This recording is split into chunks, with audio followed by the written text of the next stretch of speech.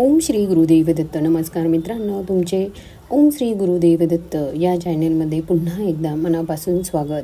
आपण बघत आहोत शिवलीला अमृत कथासागर अध्याय 3. मित्रसह राजाची कथा व गोकर्ण महात्म या अध्यायात सांगितले आहे. सूत मुनी सांगतात, मित्रसह नावाचा राजा अत्यंत तेजस्वी होता. एकदा तो शिकारीस गेला असता अनावधानाने एक राक्षस त्याच्या हातून मारला गेला. राक्षसाच्या भावाला त्याचा क्रोध आल्याने त्याने राजाला शासन करण्याचे ठरविले. त्याचप्रमाणे तो आचार्याचे रूप घेऊन राजाच्या सेवेस राहिला. राजाने पितृश्राद्धासाठी वशिष्ठांना बोलवले. राजाला धडा शिकवण्याचा हेतू आचाररूपी राक्षसाने अन्नात नरमास शिजून मिसळले. अन्नग्रहणाच्या वेळी वशिष्ठांना हे समजले की त्यांनी राजाला राक्षस होण्याचा शाप दिला. राजाही क्रोधित होऊन आपली चूक नसताना गुरूंनी शाप दिला म्हणून उलट त्यांना शाप देण्यास तयार झाला. पण राणीने त्याला अडविले. तेव्हा हातात घेतलेले जल त्याने स्वतःच्या पायावर ओतले. त्या क्षणी राजाचे पाय काळे होऊन त्यावर कोड उठले. त्यामुळे त्याचे नाव कल्माशपात पडले. वशिष्ठांना आपली चूक समजली. त्यांनी राजास उशाप दिला की 12 वर्षांनी तुझे हे रूप बदलेल. राजा राक्षस होऊन अरण्यात फिरू लागला. भुकेलेला असताना त्याने एका ब्राह्मण पुत्रास पाहिले. खाण्यासाठी त्याला पकडले. त्याच्या पत्नीने जीवदान देण्याची विनंती केली, पण त्याने ती मानली नाही. त्याने त्या ब्राह्मण पुत्राला खाऊन टाकले. ब्राह्मण पत्नीने शोकाकुल होऊन राजाला शाप दिला की जरी तो पुन्हा राजा झाला तरी स्त्रीसंग करताच त्याचे प्राण निघून जातील. राजाला अतिशय वाईट वाटले. तो विमनस्क झाला. त्याच्या पत्नीच्या लक्षात ही गोष्ट आली. तिने राजाला विचारले.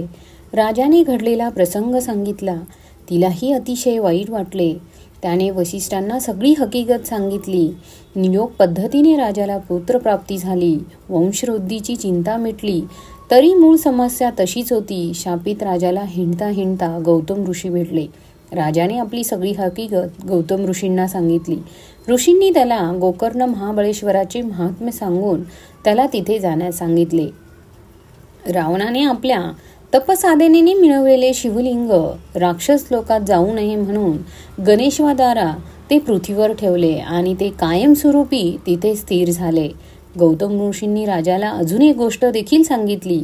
अरण्यात त्यांना एक चांडाळ स्त्री दिसली. ती अत्यंत कुरूप होती. तिचा पूर्व वृत्तांत असा की ती ब्राह्मण कन्या होती. तिचे नाव होतं सुमित्रा. तिच्या पित्याने तिचे वयात येताच लग्न लावून दिले. पण दुर्भाग्याची गोष्ट अशी की वंश तिला वैधत्व आलं, पण शारीरिक भुकेसाठी ती वाम मार्गाला लागली. पित्याने खूप समजावले, पण तिने पित्याचे काही ऐकले नाही. ती एक शूद्राबरोबर राहू लागली, मद्यपान करू लागली. त्याच शेतात बोकड समजून तिने वासरू कापले. लक्षात येतात ती शिव करून ओरडली. पुढील जन्मात ती चांडाळीन झाली, पण जन्मांत होती. एक दिवस शिवदर्शनास निघालेल्या शिवभक्तांच्या मागून निघाली.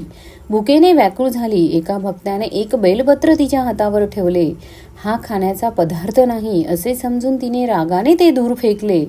ते बेलपत्र वाऱ्याने उडून शिवलिंगावर जाऊन पडले. अशा प्रकारे तिची पर्वकाळी शिवसेवा झाली. त्या पुण्याईने तिला शिवलोक मिळाला.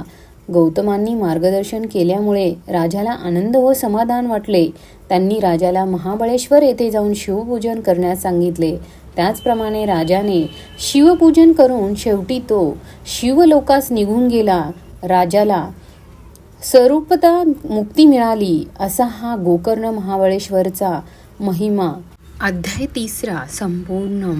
मित्रांनो, तुम्हाला जर आजचा व्हिडिओ आवडला असेल तर लाईक करा, शेअर करा आणि सबस्क्राईब करायला विसरू नका, जेणेकरून माझा प्रत्येक व्हिडिओ तुमच्यापर्यंत पोहोचू शकेल. धन्यवाद.